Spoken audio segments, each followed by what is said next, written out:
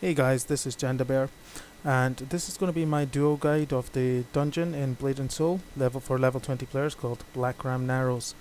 At the same time, I will also kind of give you a basic overview of how I've been finding the Kung Fu Master, what kind of people might enjoy playing this class, and just to give you an idea if in case you want to try it out and why you maybe should. Okay, let's get to it. Right, first of all, I would like to start off by saying this is in no way kind of meant to be some kind of showcase of my skill or the fact that we're trying to kind of do something kind of difficult, because I mean there are players out there that can solo this, various classes, so this is just me kind of showing that you can actually do this with a friend if you like to play as a kind of duo or even solo. Right, so how does the Kung Fu Master play? First of all, I would say it's closest to perhaps, I don't know, a fighting game, I guess. It's done quite well. It's a good class. It's fun to play. It puts a pretty high single target DPS, and you can actually kind of augment the skills and go down different kind of paths and trees to kind of give yourself kind of more AoEs or kind of more conal attacks, so you can attack more than just one target should you need to.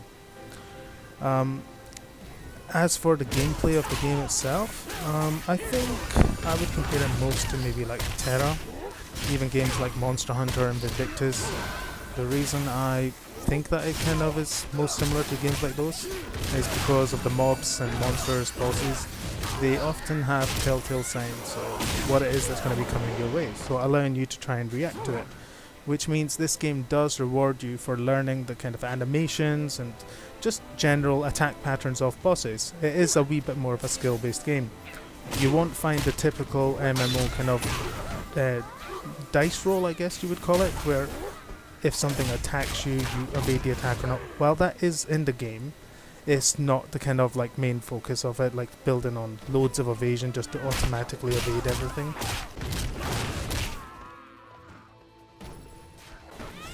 Kung Fu Master, I would say, is a very kind of ping reliant class to play. I mean, the whole game is ping reliant. Being an action kind of MMO, that's obviously going to be the case. But Kung Fu Master and Assassins, I think most people would agree, is quite heavily ping reliant, because you need to time your counters and so on, because there's a lot of reactive based skills. What I mean by reactive based skills is, if you take a look at my number 4 skill down there, for example, it will change based on when and if I have Hellfire Kick ready. What I like about the skill tree system in this game is that you can freely change up what skills you have at any given time, so long as you're not in combat. I've played a lot of other MMOs, and to name a couple, Elder Scrolls Online and WildStar. In those you would have to pay to reset your skills, and that to me felt like I was being punished for not knowing what it was that I wanted to use or what I ought to be using for the situation. This game does not do that, so you're encouraged to actually experiment, which is fantastic. I mean, it's allowed me to kind of try different builds and just to find what works for me.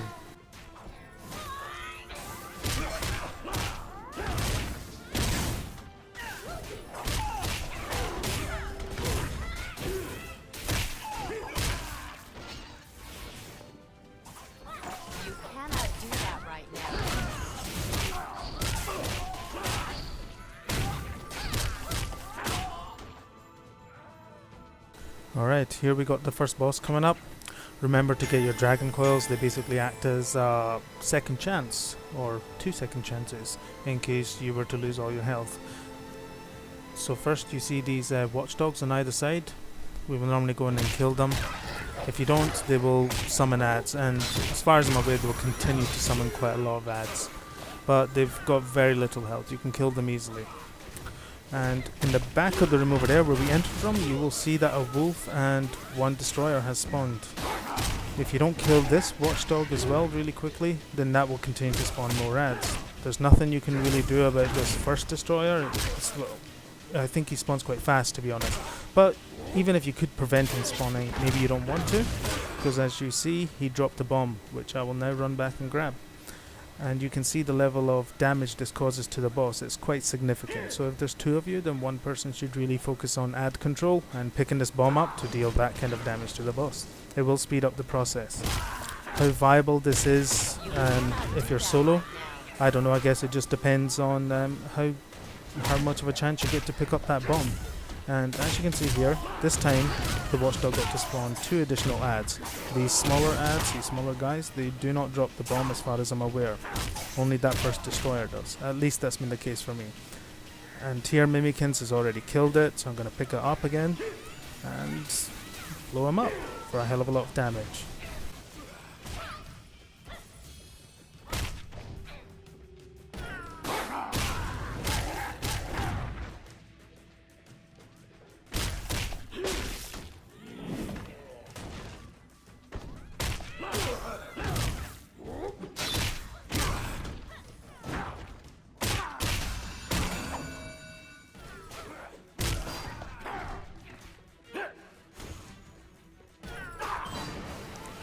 The other benefit of playing in a duo or even solo is that you get all the loot for yourself, or you can share it with your friend, such as the soul shields. You can take the parts you need, pass on the parts you have, and that way you can both get geared up relatively quickly.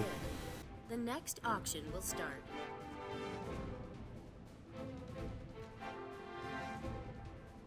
You have made a bid on the auction. All auctions have ended.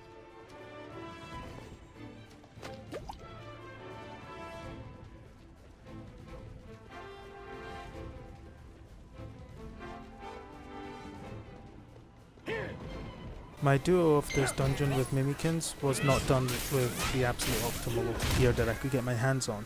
The other thing is we wanted to try to make sure to do it as low a level as possible, close to the actual suggested entry level for the dungeon, which is 20. So we are 21 in this. We've already got 5 or 6 parts of the soul shield, of which some are purple, some are blue. Other than that, we haven't got the extra 400 HP from clearing this 10 rings yet. So it's just to give you an idea of what kind of level of play you might be able to achieve this with. I mean, 2k HP is okay for it if you're a duo. If you're going to try to solo it, I would try suggesting perhaps having at least 2.5k HP.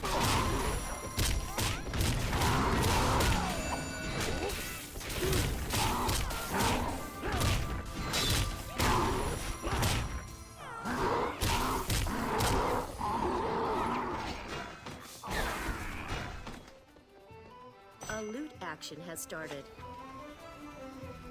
You have another party member has won the bid. All auctions have ended.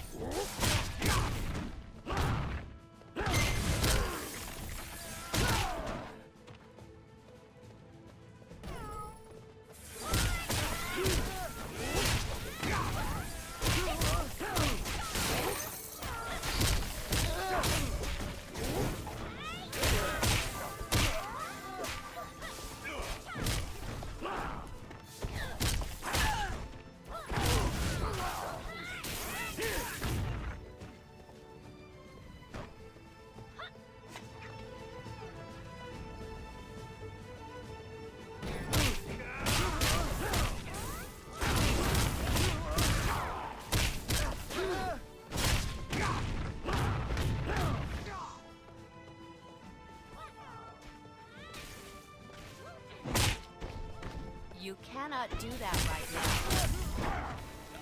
The reason I chose to play Blade and Soul as Kung Fu Master first was because I just liked the idea of it, and someone said that it plays like a fighting game as Kung Fu Master, and I have to say that that has been my finding as well. It does actually play like a fighting game, and it's done pretty well, so if you like that sort of game, give it a try. It's also meant to be one of the harder classes to master. I can see why. I'm making a lot of kind of maybe mistakes in this dungeon. The part of the reason for that is because unfortunately this is the first dungeon of any kind of relevant difficulty that you're given. Up to this point it's been mostly generic quests, and I don't feel those quests and things have prepared me in any kind of way to learn to actually play my class better, because they don't have as punishing kind of attacks that you would actually want to try and avoid and dodge. So you just face rolling through those quest mobs, which is a shame really, because this is the first dungeon or the first piece of content that actually teaches you how to play your class. unless you go in a full group, which then goes back to the situation of it being an utter face roll. Again, that's such a shame. But that's one of the reasons why we wanted to duo it, and it has been a lot of fun, and we purposely tried to remain as low level as possible just to try and remain a little bit truer to the entry or the suggested entry level of the dungeon.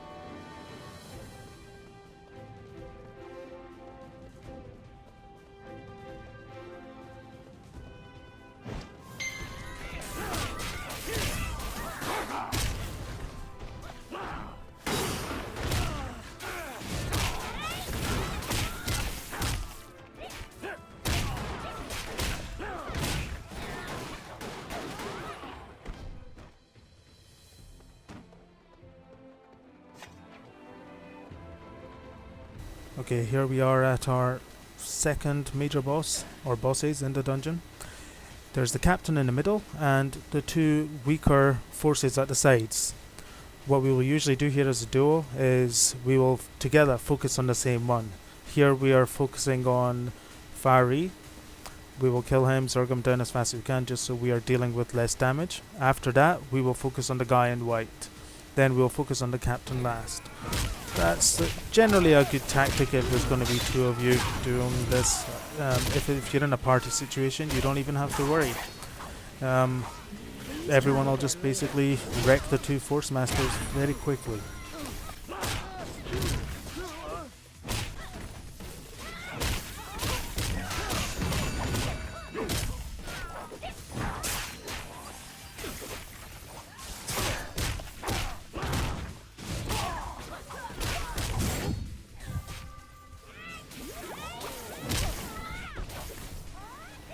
When you see the captain preparing his 5-point strike, have a look at who it's been aimed at.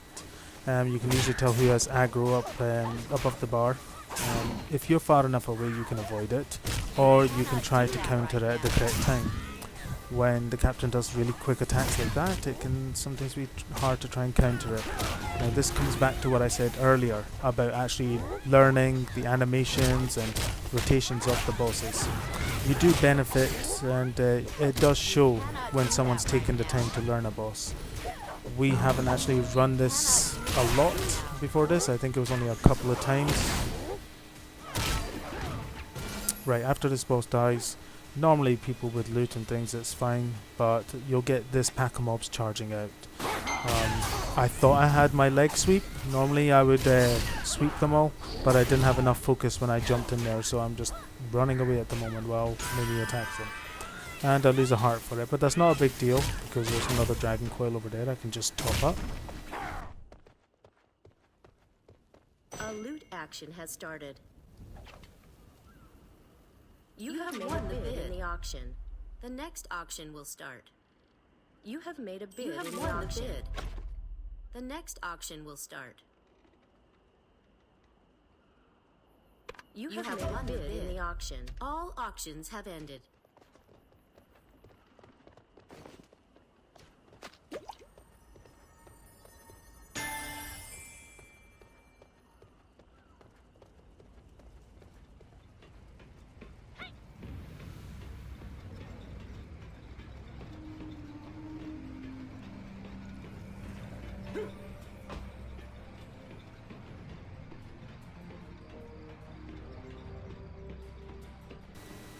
Okay, now we got the last boss coming up. If you haven't seen the cutscene, it's related to the storyline, so you might want to watch it. If you don't, you can just escape, or if you've seen it before.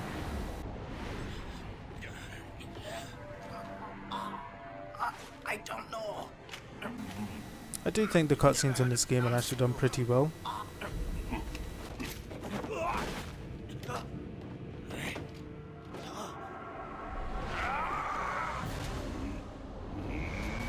the other thing I should mention is this first dungeon. The story quest will actually lead you here. If you're following those yellow quests, you will eventually get here. The same cannot be said for later dungeons, as I found out. So if you want to try and tackle all the dungeons, you might have to go out of your way for some of them. But you don't have to worry about that for this one. It will lead you here.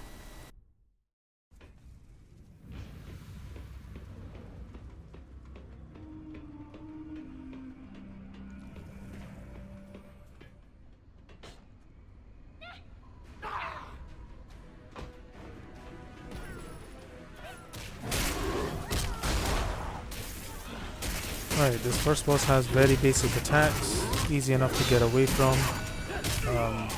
Just do your thing. If you can actually knock him down like that, then go for it. When you see him doing that, you can usually use a double backwards dash to get out of it. Or even if you don't manage to get out of it, so long as you activate it at the correct time and you remain within the area of effect, you will still resist it. Now this skill that he's doing here can be stopped, as it says, by joint attacks, but watch. He does so much damage that he steals an entire heart. It does roughly around about 2.5k damage, and that varies depending on how much defense you actually have. So if you want to survive that attack, try to have about 2.5k HP. And here you can see Mimi has actually had the healing effect under me, which means he didn't manage to kill me that time, thankfully, so I didn't lose my other heart.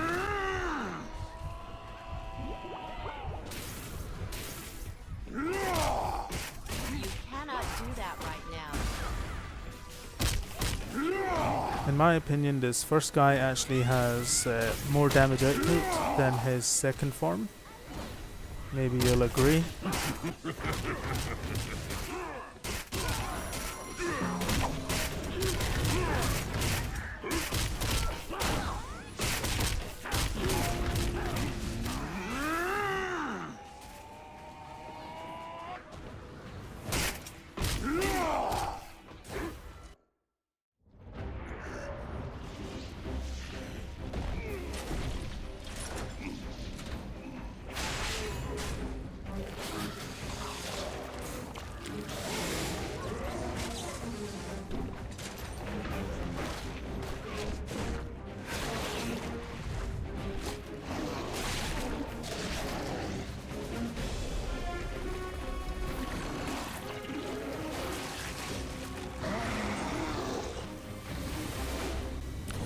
So this is his second form, and in my opinion, a weaker form. A dynamic quest has begun.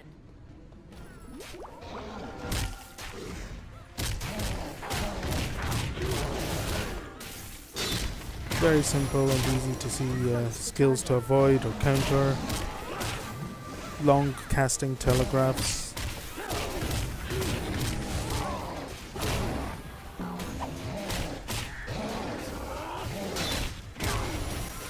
Right, when you see him doing that, usually it means he's summoning these ads towards him as well. And I just got hit by one of those ads. They're kind of self-destructive, they stand next to you for too long. And that caused me to get hit by him there and lose another heart when he did that jump.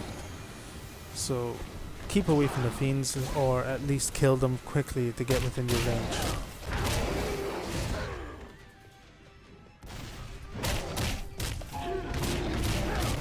You'll get an obvious telltale sign saying he's charging to the front like that.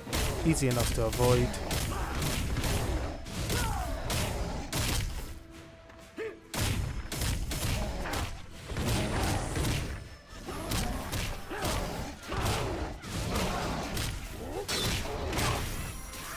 So there's the fiends again.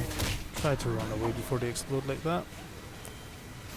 It will make it easier to jump away from his big stomp like that. I didn't quite manage to get out of it, so I used my backward dash to get out in time.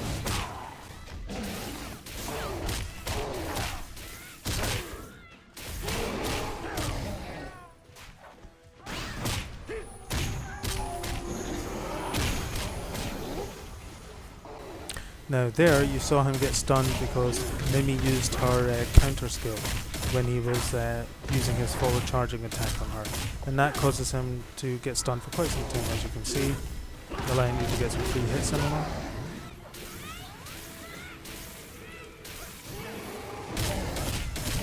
So at this point, he's not done anything you haven't already seen. It's just rinse and repeat until he's dead.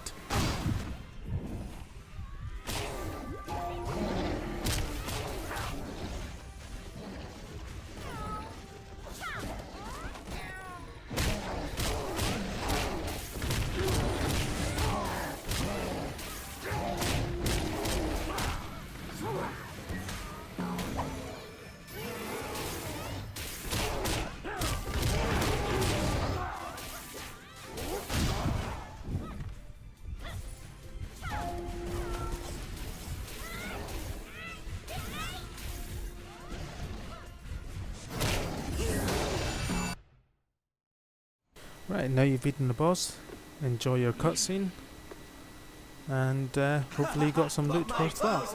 You're the best. That's it.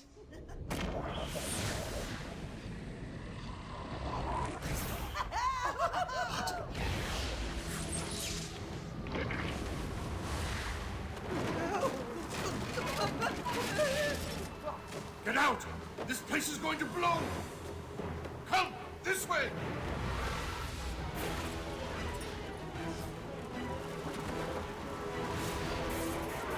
Huh?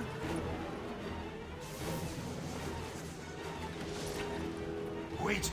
General Kobang?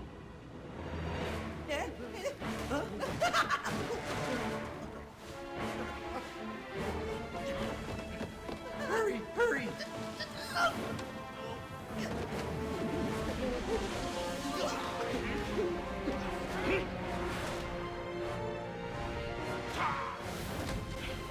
Thanks for watching, guys, and if you found this video helpful in any way, hit that subscribe button, and I hope you did find it helpful. If you have any questions about Kung Fu Master that I might be able to answer, then fire away. I'm still learning the class as I'm going, so I will try and answer any questions you might have about the class before you give it a try. Other than that, I do suggest giving it a try. It is a lot of fun, this class, and I'm really glad I chose to be a Kung Fu Master. Thanks for watching. A loot action has started. Another party member from the auction. The next auction.